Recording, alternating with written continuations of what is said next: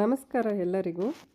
ಕನ್ನಡ ಭಾಷಾ ಶಿಕ್ಷಕರು HSTR high school ಪ್ರೌಢಶಾಲೆಗೆ ಸಂಬಂಧಪಟ್ಟಂತೆ ಪಠ್ಯಸೂಚಿಯನ್ನು ಈ ರೀತಿ ನೋಡ್ತಾ ಹೋಗೋಣ. ಪೇಪರ್ 2ಗೆ ಕನ್ನಡ ಭಾಷೆ ಪಠ್ಯಸೂಚಿ ಏನು ಅಂತ ನೋಡ್ತಾ ಹೋಗೋಣ. ಕನ್ನಡ ಸಾಹಿತ್ಯ ಚರಿತ್ರೆ ಈ ವಿಷಯದ ಬಗ್ಗೆ ಸಂಬಂಧಪಟ್ಟಂತೆ ಪಂಪ ಪೂರ್ವಯುಗ, ಪಂಪಯುಗದ ಸಾಹಿತ್ಯ ಮತ್ತು ಸ್ವರೂಪ, ಹರಿಹರ ಯುಗ, ಹರಿಹರ ಯುಗದ ವಚನಕಾರರು, ಹರಿಹರ ಯುಗದ ಕವಿಗಳು, ಹರಿಹರ ಯುಗದ ಚಂಪು ಕವಿಗಳು, ಆಮೇಲೆ ಕುಮಾರವ್ಯಾಸ ಯುಗ, ಕುಮಾರವ್ಯಾಸ ಯುಗದ ವೈದಿಕ ಸಾಹಿತ್ಯ ಮತ್ತು ಕವಿಗಳು, ದಾಸ ಸಾಹಿತ್ಯ, ಮೈಸೂರು ಅರಸರ ಕಾಲದ ಕವಿಗಳು, ಜೈನ ಕವಿಗಳು, ವಚನ ಸಾಹಿತ್ಯ.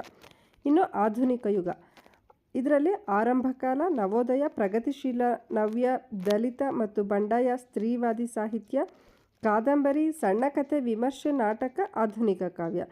ಇನ್ನು ಎರಡನೇ ಪಾರ್ಟು ಭಾರತೀಯ ಕಾವ್ಯ ಮೀಮಾಂಸೆ ಮತ್ತು ಪಾಶ್ಚಾತ್ಯ ಕಾವ್ಯ ಮೀಮಾಂಸೆ.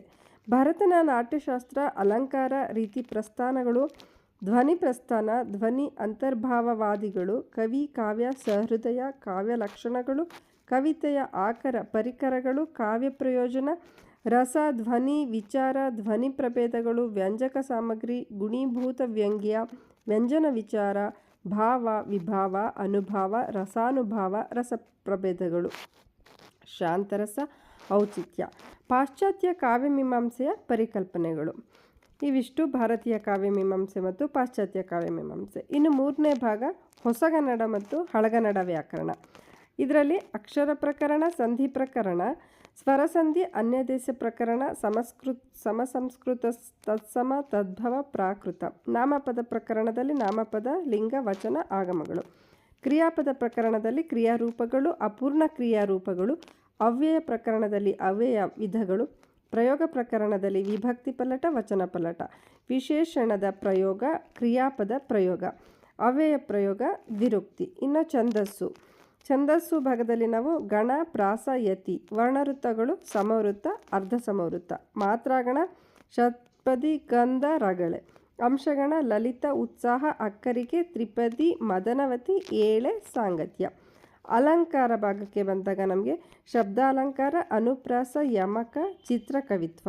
ಅರ್ಥ ಅಲಂಕಾರ, ಉಪಮ, ದೀಪಕ, ರೂಪಕ, ದೃಷ್ಟಾಂತ, ಉತ್ಪ್ರೇಕ್ಷೆ, ಅರ್ಥಾಂತರನ್ಯಾಸ, ಶ್ಲೇಷೆ, ಸ್ವಭಾವೋಕ್ತಿ. ಇವಿಷ್ಟು ನಮಗೆ ಕನ್ನಡದ ಪಠ್ಯಸೂಚಿಯಾಗಿ ಬಿಡುಗಡೆ ಮಾಡಿದ್ದಾರೆ. ಇದ್ರ ಬಗ್ಗೆ ನಾವು ತುಂಬ ಗಮನ ಕೊಟ್ಟು ಶ್ರದ್ಧೆಯಿಂದ ಓದಬೇಕು.